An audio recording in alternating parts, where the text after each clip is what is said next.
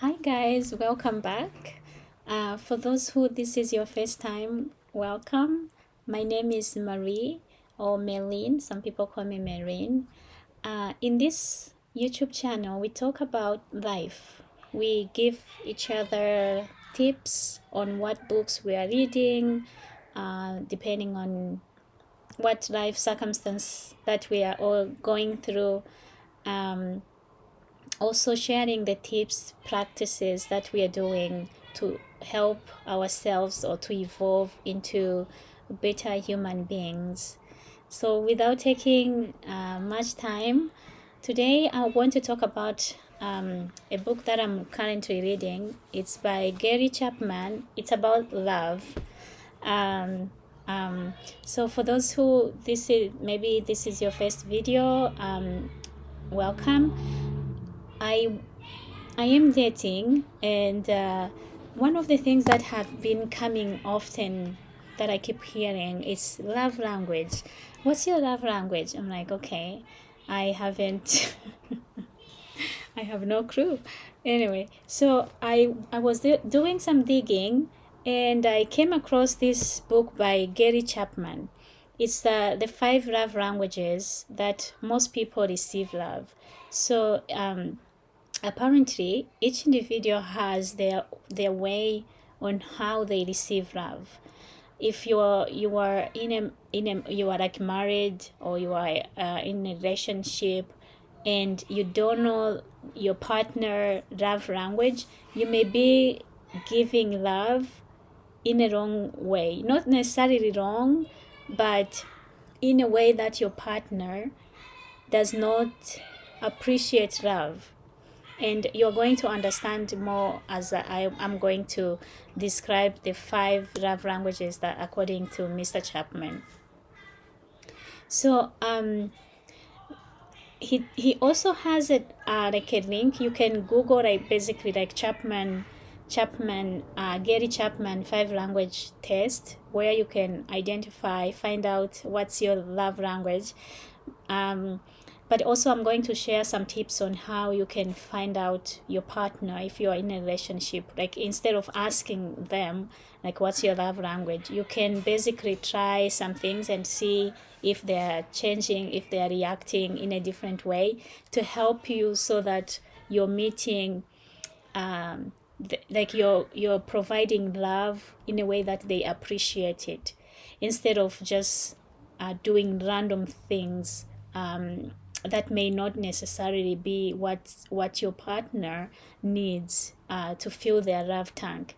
So Mr. Chapman talks about love tank, that each individual, basically to feel love, to feel fulfilled in a relationship, their love tank has to be filled. And if when it's empty, that's when you're cranky, you feel unloved. Yeah. So let's go through the five love languages that Mr. Chapman talks about. The first one is act of service. So that's one love language. Some people appreciate love through acts of service. So for example, if you are in a relationship or you are married in your home, this might be something like helping out to clean, like to wash dishes, like changing diaper, or if you're working, coming home early and helping out with dinner or setting the table, things like that. And if this is the love language that your partner appreciates, they might find they will feel loved even by just these services of a service of acts of service. And it doesn't really, from what it sounded really easy, but it sounded easy but not too simple, because like you have to find time to do these things so that your partner feel appreciated, feel loved. So for example, if your partner receives love through acts of service, and you are buying gifts, or you are like doing other love languages like physical touch or those kind of things, they might necessarily, you might think you're doing your best to love them, but they may not be receiving love. They may not feel that they are loved in the way that they appreciate love. So this is where this becomes very important, because if you're in a relationship, you may feel like, okay, I'm doing everything to please my partner, but if you're doing the love language in a way that they are not receiving love, it's like you're giving but no one is receiving. They don't feel like they are being their love is being reciprocated, or like your love is not being appreciated, or they are not receiving it. Okay, so that's one example that he gives.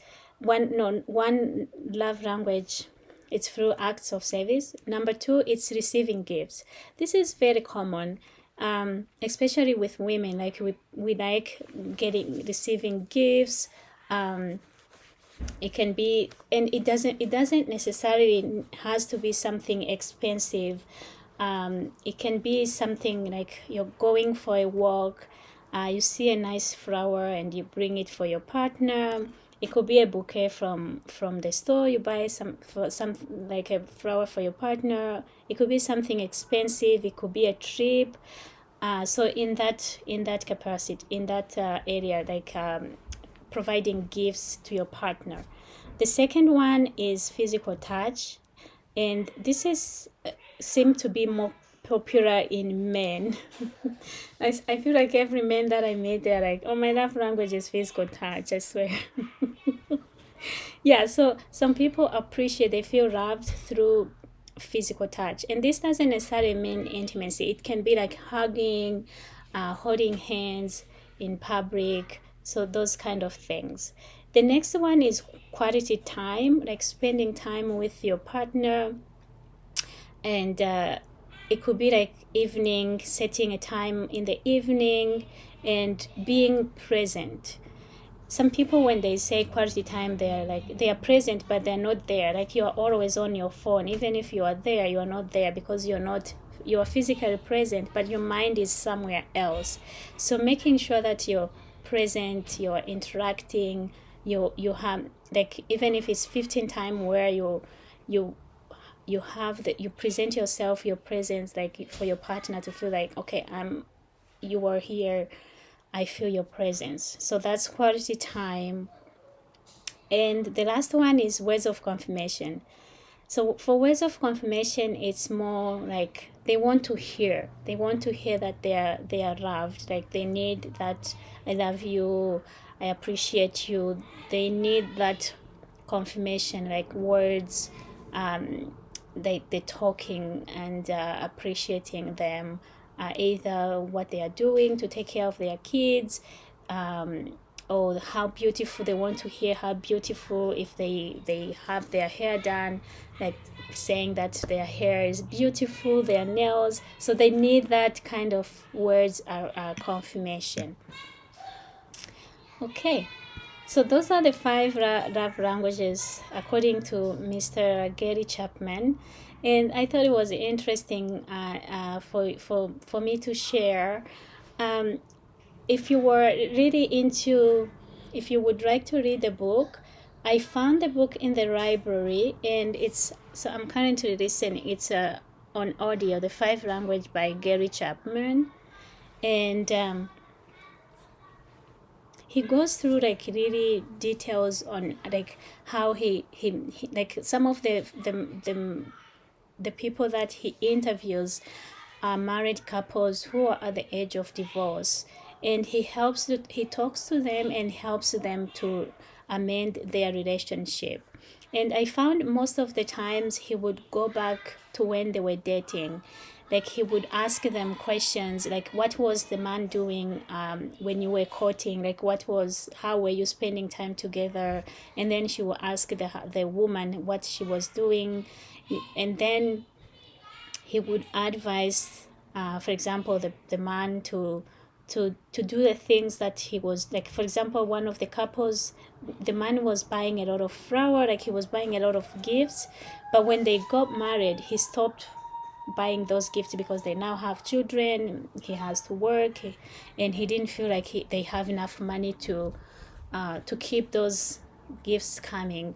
And the woman was so frustrated and she was at the verge of divorcing him.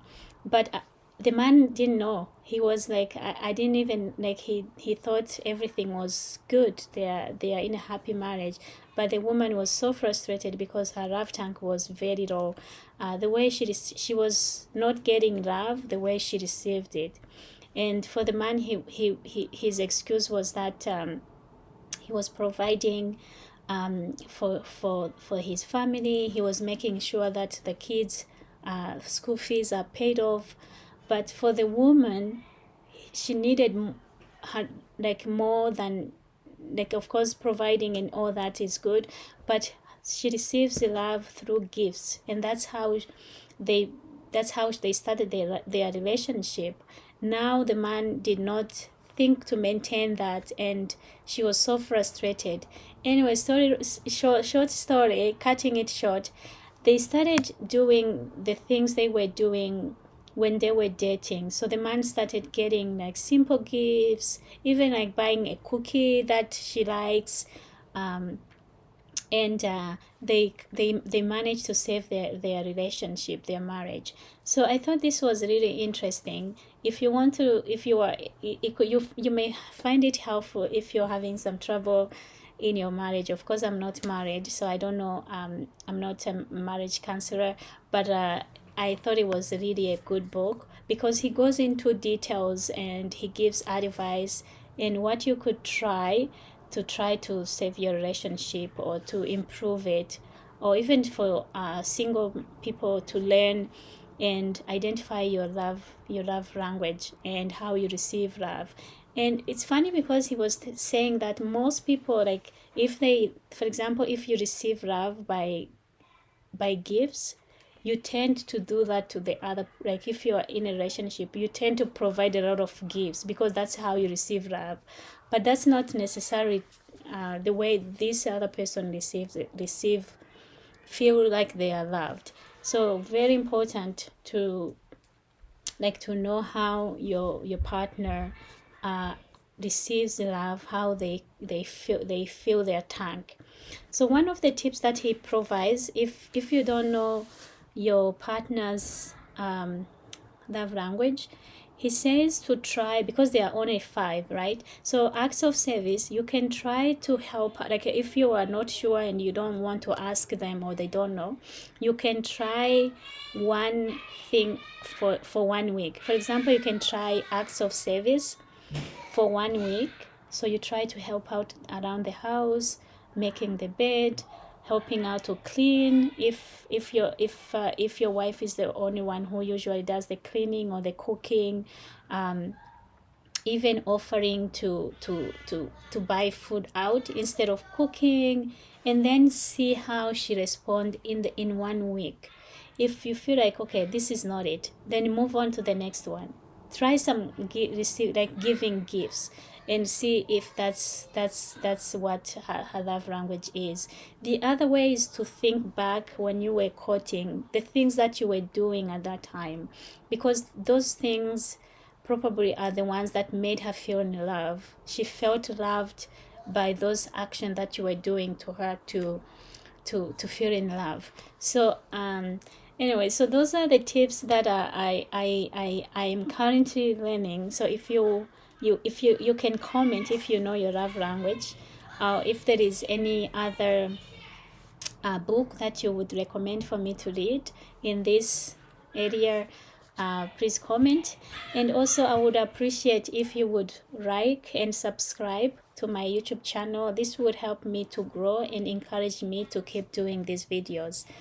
I hope you're having a good week, and I'll see you in the next one. Bye.